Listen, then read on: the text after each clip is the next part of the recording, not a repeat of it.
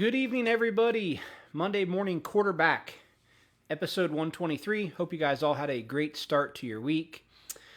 I had been planning a topic that I'll probably end up doing next week, but this morning I had a call with a customer, a long call going through some struggles they were having, and it just led me to this topic. And that's basically how to be more consistent with your race program and some things you can definitely do to eliminate some heartburn in those areas. So that's what we're going to cover tonight. Before we jump into that, I want to give a big shout out to the Reinbold Underwood team and driver Buddy Kofoid for winning the first two nights of the Wild Wing Shootout. Big Wing 410 race they were trying to get going out in Arizona. And I think Buddy picked up $14,000 there those first two nights using our shocks and steering gears that we service and torsion bars and all that. So super happy to be able to help those guys. A big supporter on the non-wing sprint car and dirt midget side for us, and they're fairly new to the wing side. So to see them go out there and have some success was really cool. And so congratulations to Andy and Connor and Rizzy and everybody involved with that team. Pretty cool. Not an enormous field of cars out there, but some really fast cars. Reitzel was there, and Schatz, and Stewart, and both Selzies, Eliason. There was some hitters out there getting tuned up for Florida, which most of those guys are heading to Florida. The All-Stars kick off in Georgia this week. And so, yeah, all that's really good. We're going to head to Georgia next week for the second round of the Peach State Winter Series quarter midget race. Go down there and help some customers. Hopefully meet some new folks and get to do a little bit of racing with Hudson, which we haven't got to do since around Christmas time. So get him back in the car, kind of get back into the swing of things. At this point, it doesn't look like we're going to venture down to Florida for any of the stuff at Bubba's or Volusia. The last few years, that's worked out really well with the Daytona quarter midget thing and sprint cars. We were kind of able to tag team it. And then the big hiccup this year is we have a baby coming here in about 3 weeks. Maggie and I do. So this Georgia one will probably be the last push I make out of state until the baby comes, because I certainly don't want to miss that. And so that's one reason we won't be going to Florida. But we have an extensive travel schedule planned for 2021. Going to go to some new places we've never been, go to some new events. Myself and T-Bone will tackle most of that. We'll probably have some of the other folks here at CSI do that as well. A lot of the guys that work here race or work on teams, so their travel availability isn't as much as mine and Trevor's. Trevor's kind of our guy when it comes to getting out and getting to races and helping customers, and especially here the last year or so as I've been trying to do some racing with Hudson. So one more thing before we jump into tonight's topic. We had a contest last week to share a picture of your ride for 2021 and share our post. And so we commented to those folks, but if they are watching, these are the winners that are going to get CSI gift pack. So if you haven't already, DM myself or the CSI Facebook page your size, t-shirt size and sweatshirt size, and your address. And the winners are Brian Bolden, Ryder Wells, Kelly Mounts, and Jake Beauchamp. So Brian Bolden, Ryder Wells, Kelly Mounts, and Jake Beauchamp. Those are your winners from the contest. We like to do contests from time to time to give away goodies and create interaction on our social media pages. And I think we're going to do one for the Super Bowl. So we've been trying to give away a set of shocks at some of the bigger races. If anybody can pick the top 5, we've had some folks close, but I don't know if it'll be a set of shocks or what the big prize is going to be, but we're going to do something with the Super Bowl if you can pick the correct score of the Super Bowl. And so that'll be fun, so keep your eye out for that here in a week or so.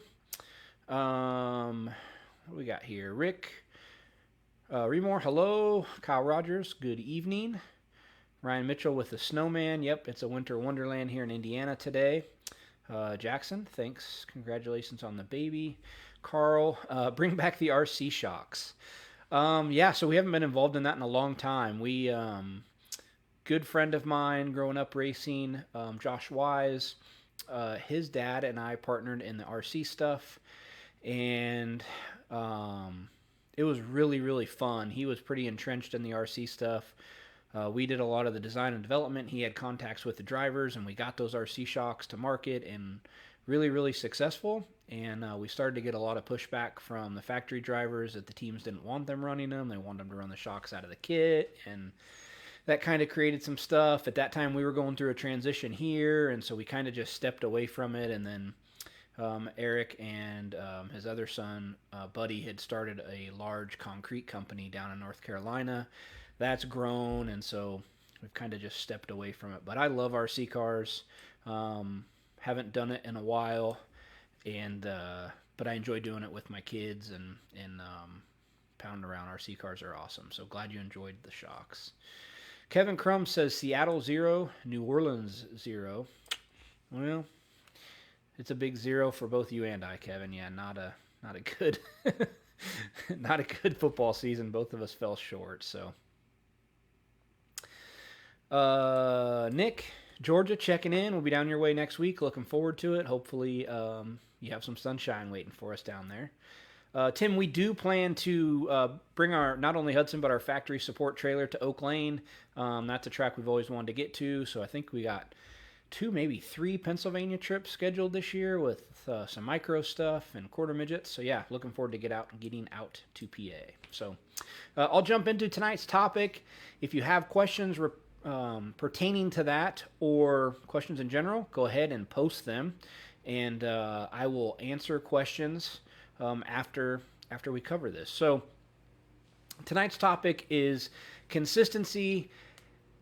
How do we get more consistent, and what can we do to improve the consistency of our race program?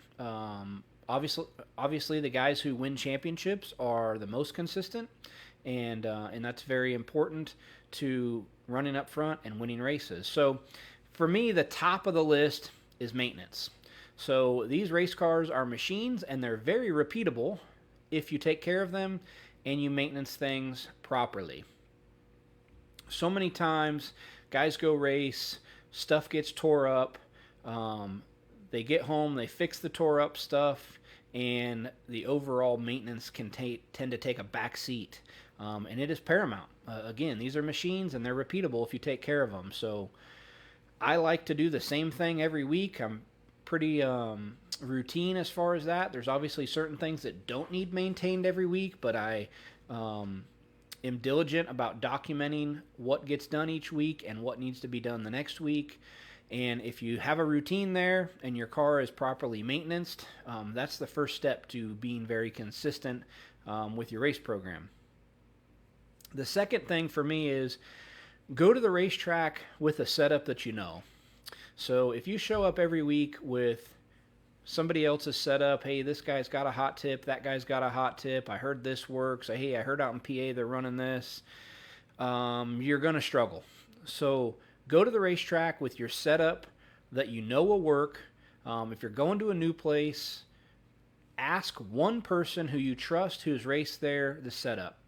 The best analogy I can come up with is if you took all of the best chefs in America and you took a few pieces of each of their recipes and tried to bake something, it wouldn't turn out, right? If you're going to use someone's setup, use all the ingredients and use it, because part of this guy's setup, part of that guy's setup doesn't pan out well in most instances. So go to the racetrack with something you know and you're confident in, and then from there, be mindful when you make changes. So don't change 14 things and think you're going to know which one worked and which one didn't, or man, the car was good in the heat race and I don't know what happened in the feature. All I did was move the wing back, pour 10 gallons more fuel in it, took 2 inches of stagger out, moved the right rear end 2 inches, took all the rebound out of the front shocks. Make small changes, be diligent with your changes. And look, when you're racing places, document, right? Build the biggest notebook you can build. The teams that are the most successful are teams that have been together for a long time, crew chief driver combos. So if you have that benefit that you're racing with your kid and that's who you race with every week, or you're a hired guy on a team and you've got to work with a driver for a long time, document that information. The larger your notebook, the more educated decisions you can make, and that's going to help you in the long run. And if you are working with different drivers, that's okay too. Keep building that notebook, but be detailed in driving styles in your notes, okay? So that's a big thing. Don't change too much at once. Be calculated in your decisions, right? So when I go to the racetrack, I like to know where I'm going to start and what my game plan is depending on what's thrown at me, all right? So again, race cars are machines. They're very repeatable. What are the two things that aren't repeatable? The drivers and the tracks. So drivers, depending on how they rolled out of the bed that day, what their confidence level's like, how they drew in for the race when they got there. There's all kinds of things that can derail a driver, but that's a topic for another night. And then racetracks, right? If you're racing on dirt, depending on the level of moisture in the track, it's going to determine how much grip the track has. Pavement racing, asphalt racing, depending on the temperature, typically, that's going to depend on your level of grip. But if you're documenting those things, it's going to help you make a more educated decision and choose correctly where you should go with your setup. The last thing is, don't overcomplicate things. I see so many people who just really overcomplicate things. They overthink things. Look, I'm the last guy to sell you some bullshit you don't need. We get people who will call here and they'll order a new set of shocks and they'll want every bump rubber option we make, and it's like, hold on. Let's start with the basics, get a good baseline on your car, and then if you want to experiment with something to try to get a little bit more, then let's do those things one at a time. Don't buy a bunch of crap you don't need, fill it in your trailer, and then not know what you're going to run when, what you're supposed to run in this instance, what you're going to run in that instance. Keep it simple, right? Don't have 4 different offset and width right rear wheels, right? Keep it simple. Don't overcomplicate it, okay? I see guys that they want the trick of the week, and this guy's got that, and this guy's got that, and after a couple years of racing, they got a mound of stuff in their shop they never used because this was the wing that we had to have, and then, oh man, you had to have this trick new rear arm, and oh man, this stop was better, and you needed this and that, and you just end up with a bunch of stuff you don't need. My philosophy has been, and it's been pounded into my head for some very high-level teams that I worked for at a young age. If you do the basics right, you square your car good, everything's maintenance well, and you don't overlook the minor details, you're going to beat 90% of the people in the pits because they don't do the basics right. So do all the basics right, and then when it comes to a main time and it's time to go to the payout window, make the best decision you can based on past history, past knowledge. Turn the screws the right way come a main time, and you got a good guy behind the seat, and you're going to be successful. So that's my spiel on consistency. We had a customer this morning, I won't name him. It's kind of a newer guy, and he was all over the place with setups and was struggling, and it is actually a quarter midget guy. And I told him, I said, this is something that I struggle with racing with my son, right? I have Hudson just turned 6, and you want to do everything you can for your kid to be successful, right? You want to make every change you can. You start overthinking it. How can I make the car better? And I've been in the same boat, but at the end of the day, if the kid can't run the same lap time with what he has, don't change the car, right? Until he can go out and run a consistent line and lay down very consistent laps, don't change the car because you really don't know what to change if the driver's not running the right line. Now, if the car's out of square, just really ill handling, then that's a different story, right? But if you know you have a good baseline setup, don't worry about fine tuning it until your driver can be really consistent. So that is where all that came from. Anybody that has any questions, jump on and ask. More than happy to answer specifics. We are, as I mentioned earlier, we're currently working on our travel schedule for 2021 and some places we're going to go. So excited to unveil that to you guys in the coming weeks. We're still waiting on a couple tracks to finalize things. And so our travel will be hot and heavy this summer, especially after we get moved into our new facility. That's gonna take a little bit of effort from us there in April, but after that we're gonna hit the road and look forward to getting out and seeing all you folks. We're eager. We had big travel plans last year, and a lot of them got squashed. We still were able to hit 40 something races. I think we almost had 80 planned. But we were mid 40s, so happy to get to the ones we did get to for sure. So, nobody has any questions this evening? I would also love to hear what other topics you guys want covered. We do have some plans when Tyler, our video guy, is back. We're going to do a trailer tour segment of Monday Morning Quarterback, showing how different teams and different disciplines organize and get prepared, and some other things. We want to get some more drivers on here. But if you have a specific tech topic you would like covered, more than happy to do that and share that information with you. So we do this for you guys. I come back to work every Monday in the evening and do it to try to help our customers and anybody that's willing to put in the time and listen and learn and be better, because we all were there. Sharply, yeah, Chiefs are in the Super Bowl. Brady's going to kick their butt, I think. Yeah, Kyle, thanks. Can't wait to see you guys get started down there in Ocala. I think it's going to be a big year for you guys.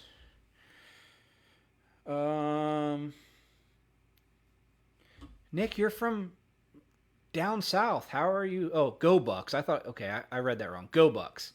Yeah, say, this is your guys' year down there. Brendan, need to do a tour down under. I would love to go back to Australia, and we probably should do it soon. I had the fortune of going there a few times when I was a shot guy in IndyCar, and we raced the Gold Coast, and Australia was awesome. I've told many folks that that's the only place I've ever been racing that I would love to go back and just tour as a tourist, right? Visit as a tourist and not just for racing. So, Ron Singh, explain when a bump rubber would help. Pretty open-ended question there. So the bump rubber wing sprint car, I believe, Ron, I believe you're a wing sprint car guy, if my memory serves me correctly. So the bump rubber is something we'd run on the left rear at all times, and it does two things. One, it eliminates travel. So if you don't have a bump rubber, the left side can travel down so far that it gets the right rear out of the track. And then two, as it starts to compress that bump rubber, it's going to load the left rear tire and add left rear drive. So there's a lot more that goes into it, but that's kind of the aerial view of that. We have some good Monday Morning Quarterback topics on bump rubbers. I think we did a 2-part series a couple years ago, and then we've done one bump rubber versus bump spring here recently. So all of those are cataloged on our YouTube page, and you can find them down there. Mark, can you promote crossweight in the chassis with the shocks? Well, no, shocks won't change the crossweight in the car. Now, how you jack weight in the car can. So if it's a coilover application, where your ride height adjuster is on the shock will change your crossweight. But actual valving in the shock does not change crossweight. So one thing with the shock is it only creates force when it's moving. So when it's sitting there statically, it doesn't create any force. The exception to that would be a high gas pressure shock, but that's not really anything we use in our core markets. Excuse me. Mike, can you talk about setups for greasy, snotty, hot lap racetracks? So a lot of times we're gonna treat those as we would a really heavy hooked up track, right? So the biggest thing is getting the car to turn, so more stagger, right rear out, get the car freed up so it will rotate and doesn't just push. Typically, we don't see a ton of tracks that way, but when we do, there was a couple nights at Chili Bowl where the first few sessions were that way, and you want to keep the nose down, right rear out, plenty of stagger to get the car to turn, and that will be the best scenario for those.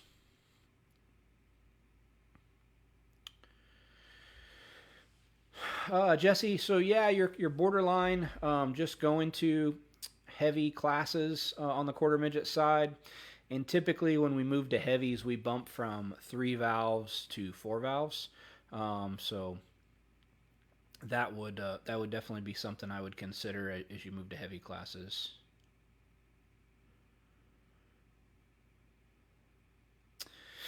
Yeah, so same thing, wing lightning sprint. If you're pushing, I would lower the nose of the car, get the front end in the racetrack more, get the right rear spaced out, more stagger. Those are all things, up on right rear air pressure, those are all things that will help make the car rotate. And like I say, if you get the wheel out and do the stagger and you're still not turning, I would block the front end of the car lower. Does it matter length springs, 4-inch or 5-inch? So there is a slight dynamic difference, right? Your stored energy is slightly different with a shorter spring. However, when I've closely looked at everything, I don't feel like it's a measurable difference in the quarter midgets.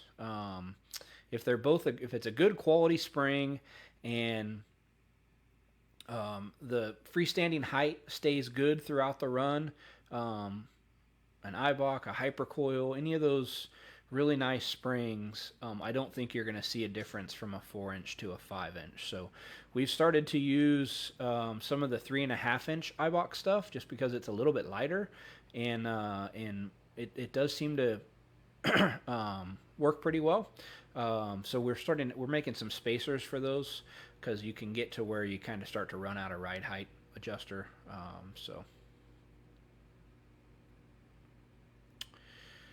Michael, no, typically I wouldn't add weight to the left rear on a greasy track.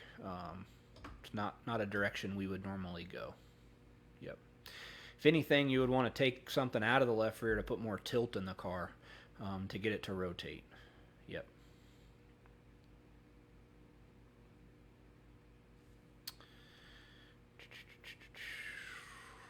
Yeah, Nick has a CTW dyno with spring raider option, so he's probably fooled around with it as much as we have. So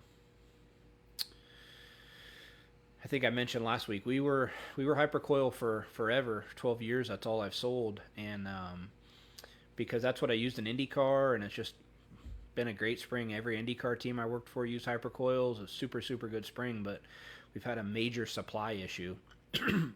So we've had some springs on back order since July, and Eibach had made some of our little bump rubber guys that we've been using, and so we started to stock the Eibach quarter midget springs as well. So definitely have a few different options for you, because you got to have springs to race, right? Can't get quarter midget wheels right now either. So that's another thing. I was talking to Nick's wife about that this afternoon. That seems to be a major shortage. If you could manufacture quarter midget wheels in this country right now, you could sell them by the truckload.